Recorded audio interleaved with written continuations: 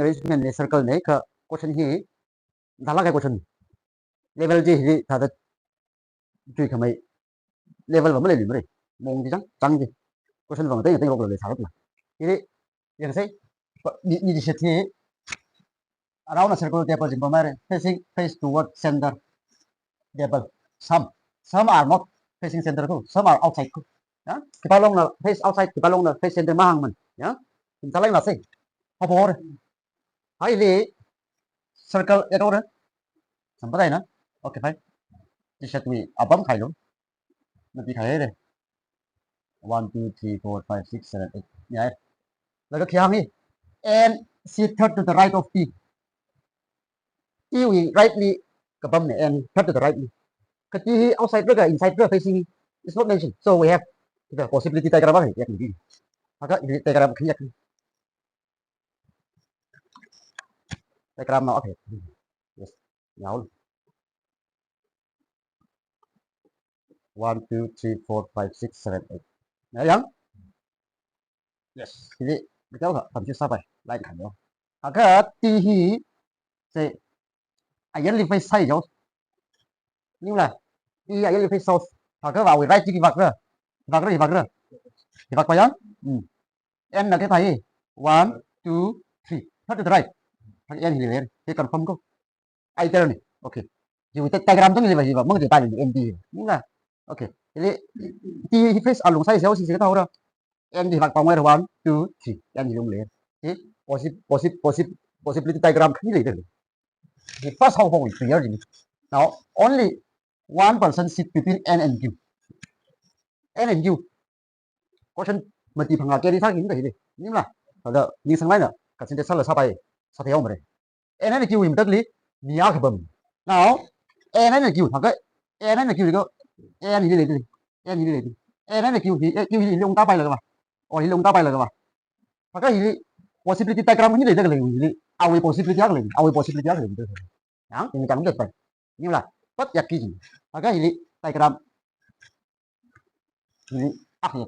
Jadi kita lihat kan. Hotsak yang luar jimbang, hotsak ya. Yes. Akhirnya yak tahu rồi, sao bay mà gần ngồi phiếu rồi. Yang nhưng là bằng phiếu gì. Kita ini lấy 1 2 3 n lấy em lấy cái nhớ không?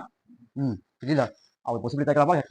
Kita ini hang thế này nhưng cần sẽ clear sai cơ thằng ta số quay mình sáng rồi không có gì được thì nhận sẽ thì kita thì bao vậy ya thì bao vậy possibility diagram gì option apa lagi thế thì kan thì chúng ta cái thì face alung đi nhưng là em là kita pilih pakai fakta 1 2 3 n oke maka harus kita ini only one person and Q ini maka Q ini sang nhưng là maka với possibility diagram mà lại chọn được thay vì atom gì Q cái này đó Q gì bao nhiêu này nhưng là biết sao nào với nó đâu nhiều Q lên đi sang là yes với nó đâu thì bạn bao ngô đấy yes thì thế cái này là thì phát ra cái này nhưng là biết sao nào process gì đặt sao được now let's see 3% sit Q and M 3% sit Q and M như vậy là em nhìn tất lý thấy nào đâu đi vào hằng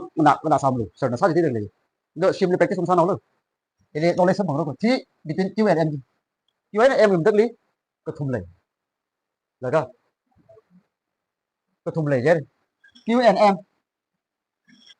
8% sitting arrangement này cái thùng lầy vậy là như opposite nhá cái thùng opposite đó là cái thùng ảnh là chuẩn đó so Q and M dùng tay Q and M dùng tay Q and M 1 2 3 1 2 3 Q and M dùng tay Q and M pilih 1 2 3 yes nhảy nhá như vậy là em như này như là thùng dính tâm như là 3% sang em RC scan to right of M RC scan to right of M phải không R em we right đi bấm gì thì sang bay cái này đi em we right đi bấm gì cái em we ai cho xem nào này bữa đó cái tin đã mà cái em cái phải đi R em R gì lên mà cái obviously em face inside này đúng từ diagram này face ra cái yes thế là thằng tây cái sang bay ini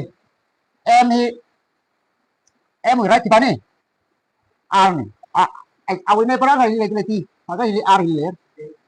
Hah? As. Chị mời cái này không? Scan vậy đó, cái nào đó. Thì hàng đó đi. Nhưng là yes. Yes. Scan to the right go. Yes, kita ada pasal R6 scan to the right, scan to the right of M. M we di bakpa ni, kau mesti je 1 2 occupy side ni. Yes or no? So obviously R kita bakpa M we 1 2 ni R yung umpam kan. Maka M hi outward inside center the facing chi right ni jauh lah. Out. Ni lah. Okay. Now here 1 2 occupy side ni. 1 2 occupy side mu pembai tu. Ni lah. 1 2 ni pembai R ni lah. Yes or no? Maka M hi inside the outward inside face up ready scan to the right kita dalam bahasa scan to the right juga just kita right of M ke pisang tu ready first ya now next is it scan to the right of S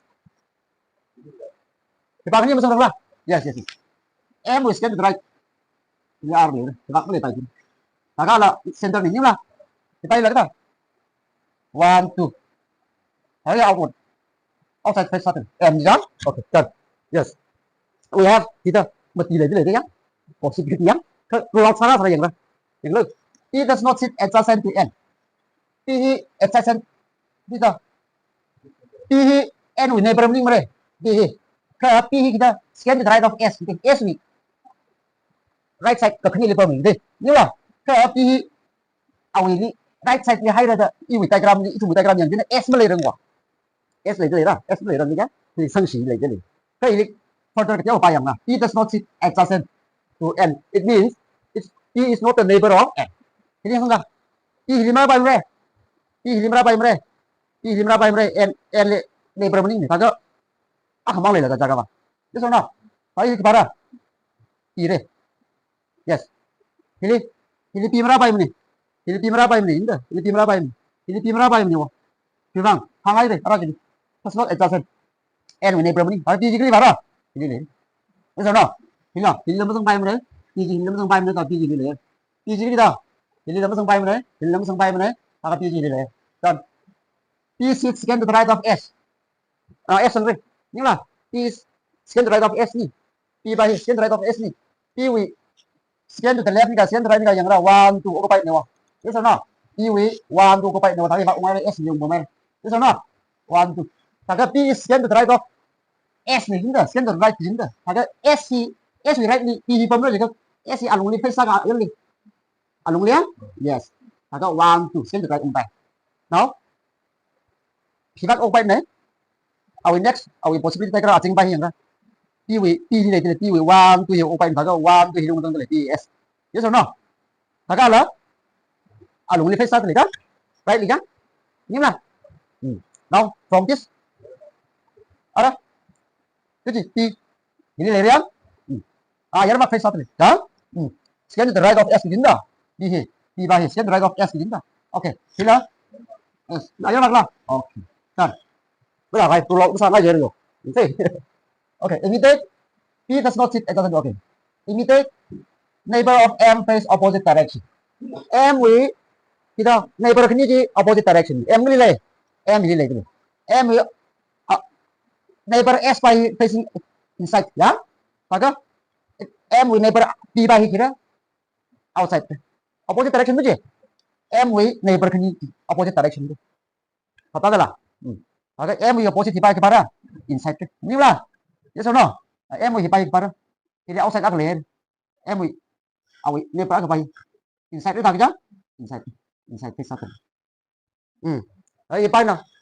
outside lah yes ya outside ni lah chỉ mang hàng mình cái gì cái kita đang là gì đó it means opposite juga vice versa dia handa thằng mình nhưng mà sáng rất tự liền thì sáng ấy rồi cái cái ba là sáng ấy rồi thì lâm sao được opposite direction giống vậy đó cái inside đó cái outside đó our neighbor ni now Q sit imitate right of P okay that's Q imitate right of hả P Q ấy được P vào cái nào gì Q ấy là P cái nào đi lấy rồi đi cái of dùng đó là rồi lọt sai này mua một chục lười rồi check lên là cái gì cái nào chế là kêu chế là kêu chế là kêu gì không ta đi cái of thì lấy đây đi thì là rule outside đấy đi nữa QE immediate right là rule outside. Ok fine maka ấy là Q. Ok ok tung cái như định ta lấy không chào cái nào Q is it immediate right of T immediate right of T chẳng T cái nào inside nhá biết sao nào thì bắt nào T hả outside là ok outside T outside immediate right of T chính là Q. Ok fine yeah maka immediate neighbor of T face opposite direction T ok thì outward này và cái inside nhưng là T inside này thì outward biết sao nào nhớ chưa opposite T neighbor ini opposite ini ok opposite ini ham này now chỉ là người ta exit immediate right of n exit immediate right of n ta cái đó exit immediate right of n thì ba S ini lagi S ini lagi immediate right of n ta cái n inside nhá face inside nhưng là biết sao nào ok and what is it như là exit immediate right of n exit immediate right of n tadi kita outward nhưng là cái nào như mà định được lấy của nào S face T S outside face satu lagi kiri face salah tolong dipayarin ya coba berbagi dipayarin đó ở trên tay các ông thì đó cái OP O M N O P thì O mới trong lòng tôi chốt và cái space ăn này O obviously O chúng ta yes you understand that yes or no okay lecture saya manda 15 minutes ke sini ya nên làm salah saya thì 10 minutes atau 10 minutes magam này ya oke exam ya phải 5 marks cái gì đó ya thì ta sao phải không thì out phải sai di bahang này ya thì tesis jadi pala sao tadi ada thì kita ada thì bất cứ từng là ok QE inside phải sao ra outside chưa immediate neighbor of T face same direction ok như thế nhé immediate neighbor of T same direction ada immediate of T đó Q and R same direction R is inside face sao là vậy đó Q by inside này thì phải đấy ya biết sao nào ok cái đó phải được gì nhưng là question như thế ở question như là lấy lên cái đó ya câu đó thì mua gì mà nào được chưa thì bay vào nào đi thì bay vào thì thật đó hey tôi lo từ sáu giờ mua đi thật đó chỉ thấy hay thì sao mày nào đi tiếp đi chứ chỉ phải sao như thế thì dầm nổ nhưng là nó thật tên là khi nào là đi first sao nào mà đi chắc phải cái sao đâu thật mới tầng hai mới được chứ nhưng là ok thì chính rồi anh sang ngàn cao bay này khi ra là cái chúng sao đâu thì phát tay vậy cơ nó làm sao ngày nào gì nó làm sao ngày này nó thì phát tay sẽ vậy cơ không có thằng cơ deputy manager tem người deputy manager assistant manager là sao vậy thì thằng nó chỉ có tem người thì mà này đó là cơ thì cái đó low level mình thế đó nó thì phát tay sẽ vậy nó cần chỉ vật lo đó cái sao thì cần tùy sao sẽ tùy nhưng là phát tay là các không đâu không tao được như này tao phải sao được đó thì nó là cơ phát tay được gì mà đó nào chứ không thấy được bao giờ phạm người ta lên phạm người ta thì cả bà rồi 뭐 abnormal bin 범도 한번 뭔가 사가 되지 맞아. 밥다고 좀 사는데 언제는 practice 사 그냥 practice 사 본. 이다.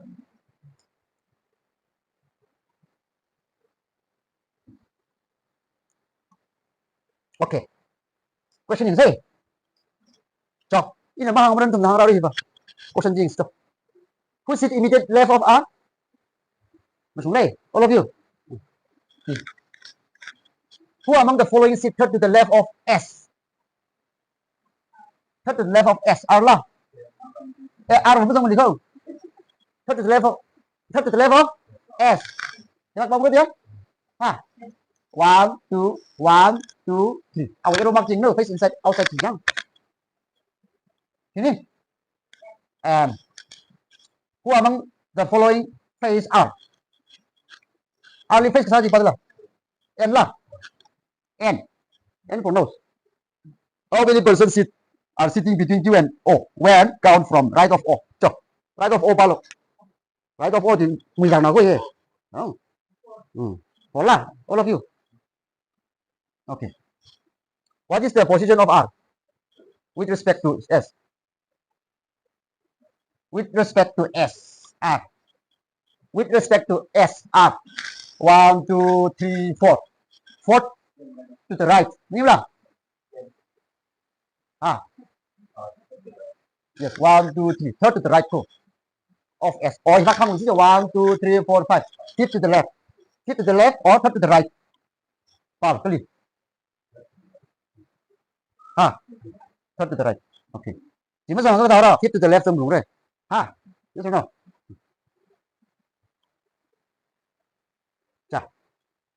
Sao? Thì bài thì là không tháo con này. Eight friend cái không thể gọi đây, yeah? Ai đồng xong straight line bấm tầng này con. Equal distance okay. This is but not necessary in same order cái A B C D E F thì tao có một câu này. They all face north direction. Okay. Not okay.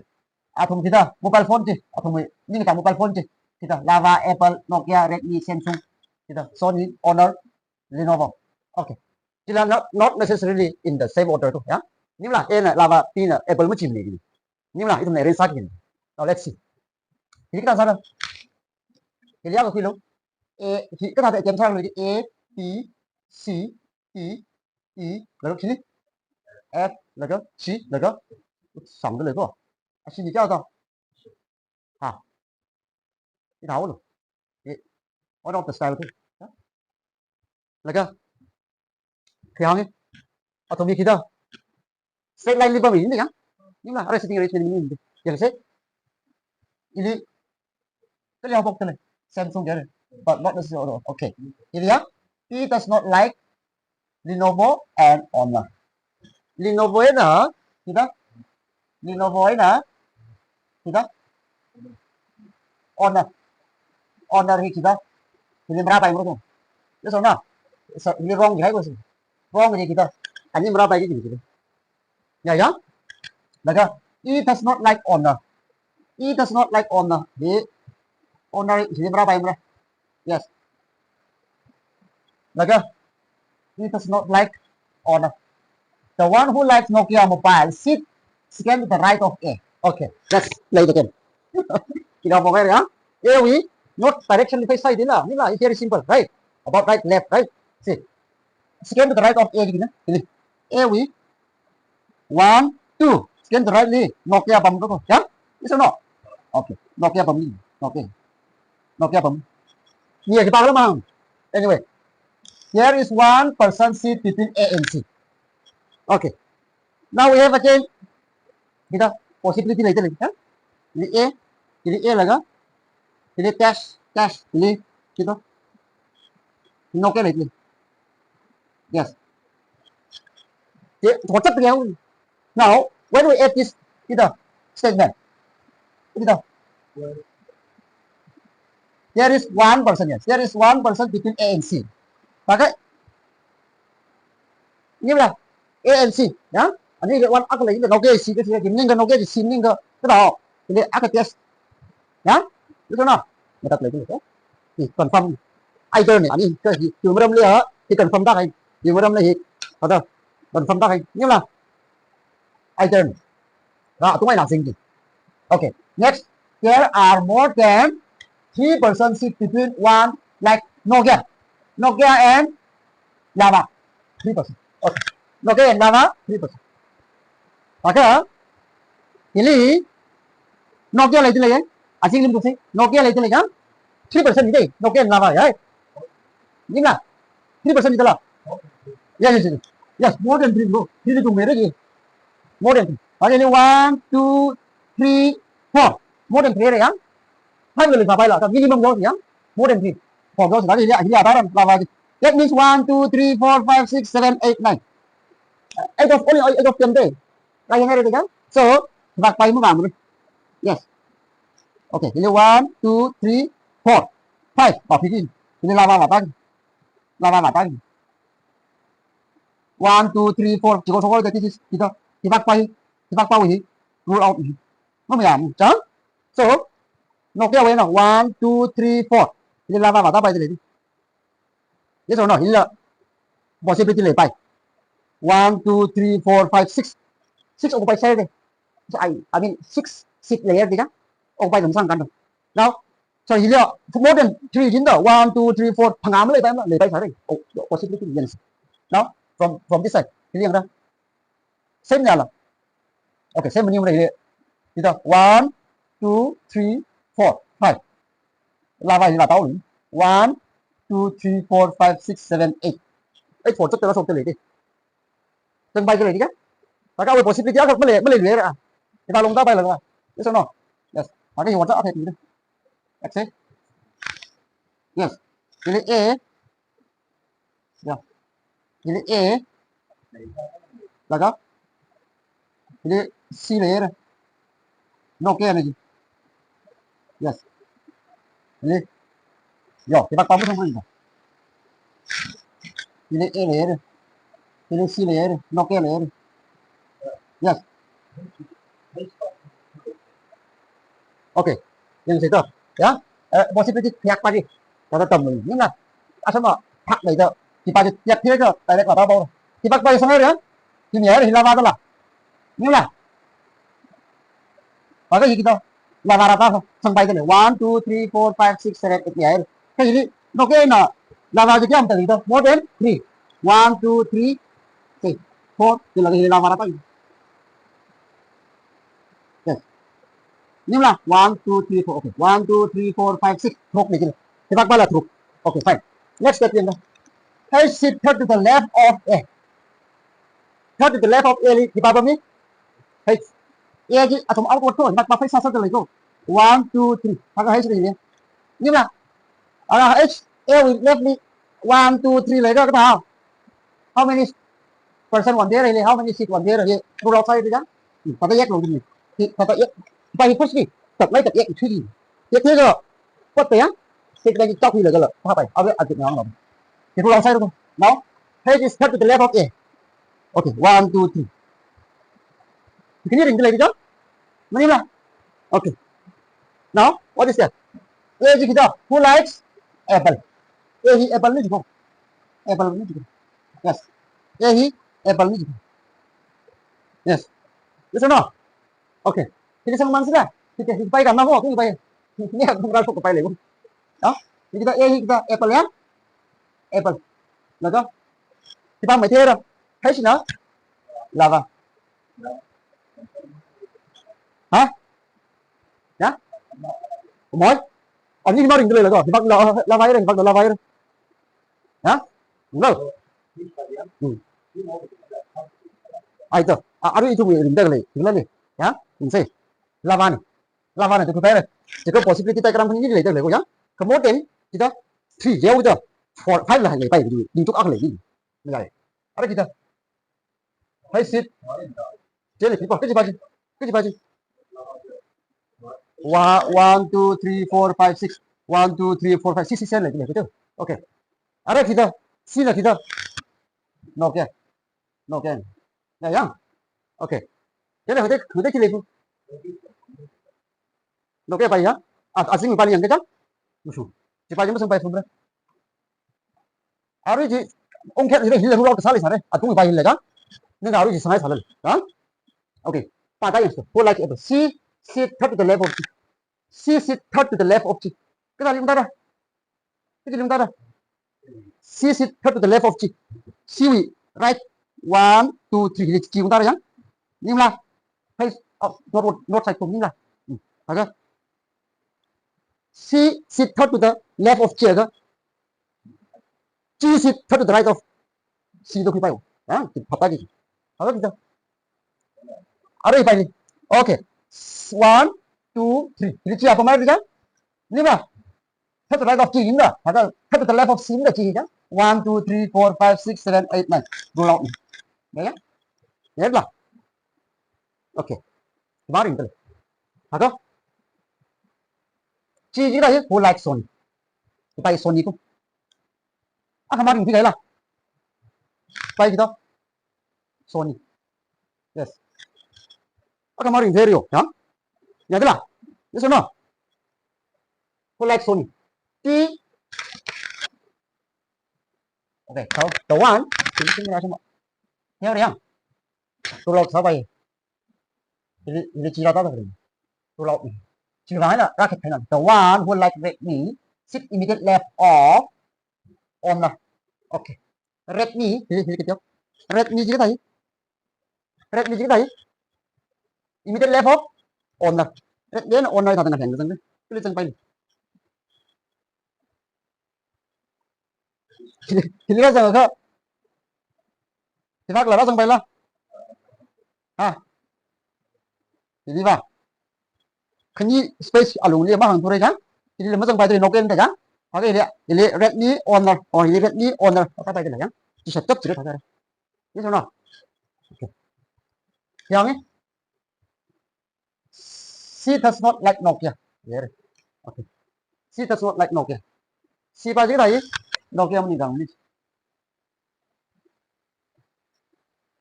tôi Nokia phải đi được cái này này không phải cái lava hết rồi hết chúng ta bấm để đã thằng ít thằng nó sang pai là gì vậy okay Apple chi chỉ số như tay rồi phải có 1 2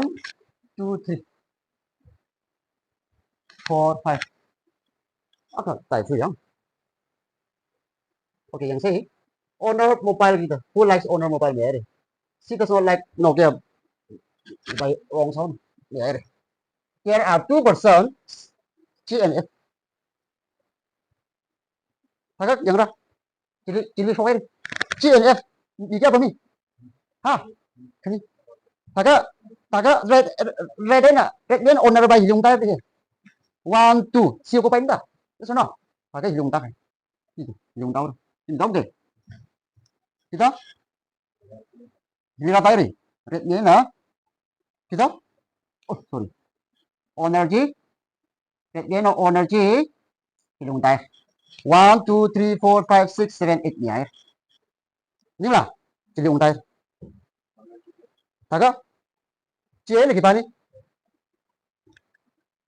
here are 2% GNF gitu 1 2 terjun F di owner tay thì phải owner tay thế sao nào nhà thế nào kakak cái thằng 1 2 3 4 thế này nhưng là gì bất kỳ thế gì chỉ cần nói là information thôi F who likes Samsung F gì đâu yêu cái tỏ gì này F thì cái tỏ gì đâu GNF cái gì là hả yes hả thì phải F thì không nào jadi confusion lagi lagi kan contrary lagi lagi the one who likes Redmi sit immediate left of the one who likes Honor Redmi left of Honor đây thằng ấy chắc là last phải cái thằng she does not like Nokia vậy đấy there are 2% GNF và cái Honor ông tay cái thằng gì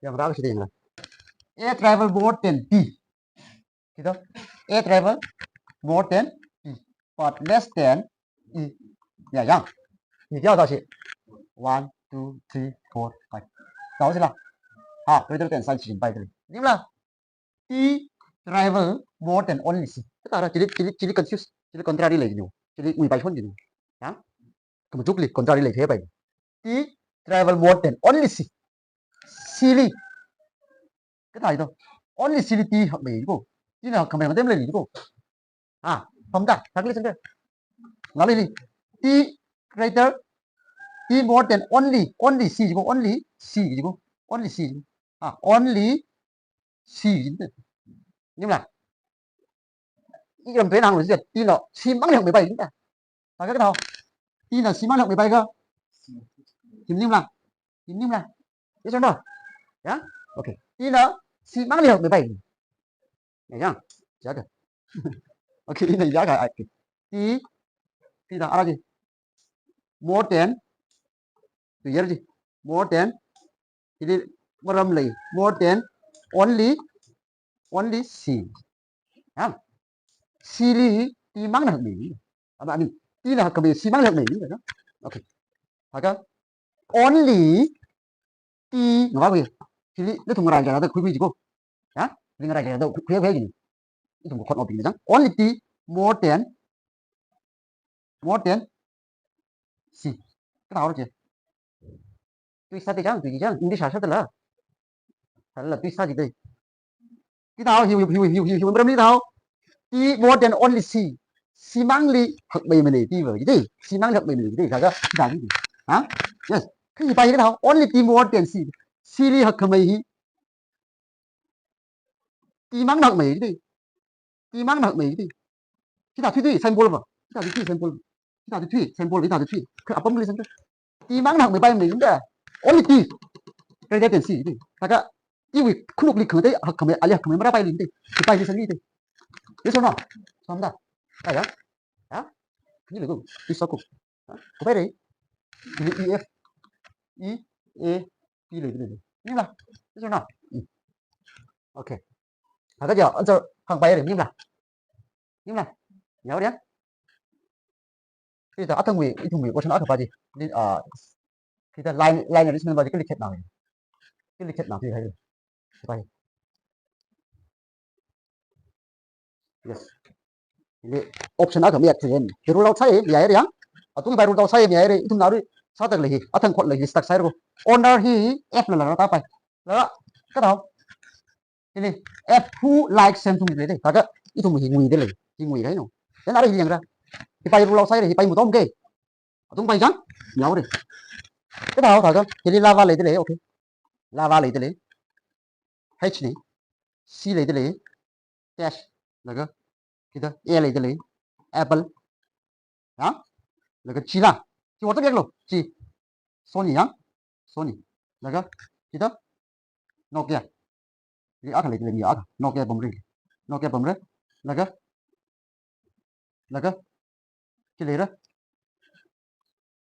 red and honor gì vào tao bài thôi đó nhớ tức là cái kita Nokia này là kita cái gì này F between G and F cái gì không nhá nhớ tức là cần không có tôi gì bữa nào mới bao nữa thì six sáu lỗ ở ít mùi chọc hay rùi bay nhá qua cầu sao hay thì F này nữa F bấm rít nhá look at this ini cái gì đó thì mang được này nó anh chúng ta không thấy được người ta mang thấy được nhưng là cái thằng mang không F Samsung này đang về đấy ini owner lên tay đấy maka between G and F cái gì nó bị ấy đấy thì nó bị ấy cái chân như thế nào hay nó maka red owner hi Redmi and owner hi cái lý sang bay đó lý sang bay là thế sao nó possibility cái việc này chúng ta chụp thôi maka bắt ya chụp đi này thằng cái gì bay ở Samsung được thằng cái red owner đi không có không chụp gì được nhỉ để cho xin được thằng cái lý sang bay đấy CA là IBPS lấy được bay mất thế rằng là các bạn thế sao nó red owner sử dụng bấm được red owner bay sử dụng bấm được cô nhà nhá bay rồi lao sao phải một cái vắng đó thì Samsung đó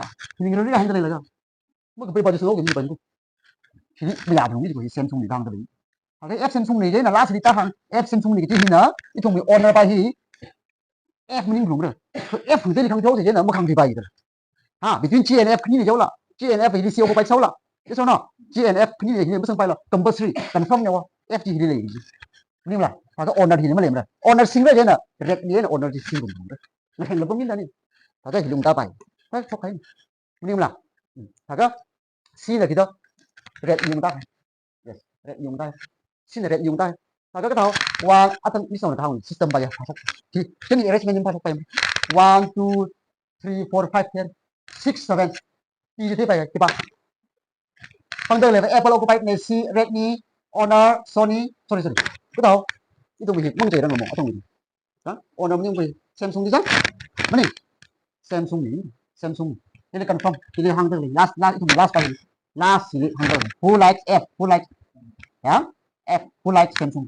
Maka Apple, Redmi, Samsung, Sony Lava 1 2 3 4 5.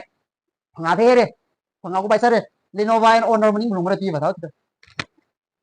Nokia nhưng là thế cho nó thì Nokia là thế này Nokia là thế này mà cái chú Nokia thì sân bay thấy được gì thì cái này tay làm gì thì qua cầu nó sao thế nó sụp bay cái này qua cầu sao đúng cái gì đó thì bay gì mà cái đó thì này cho hắn rồi owner gì ba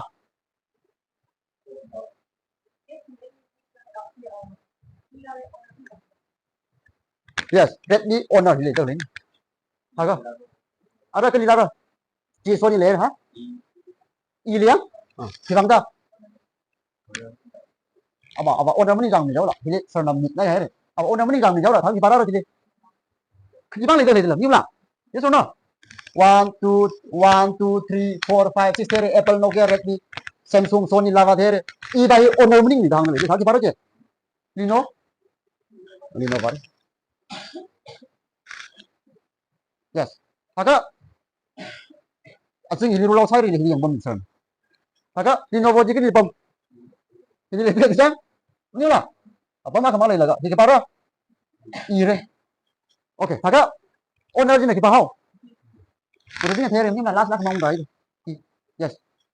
Clear. Clear deh. Ini lah. Kau punya aku.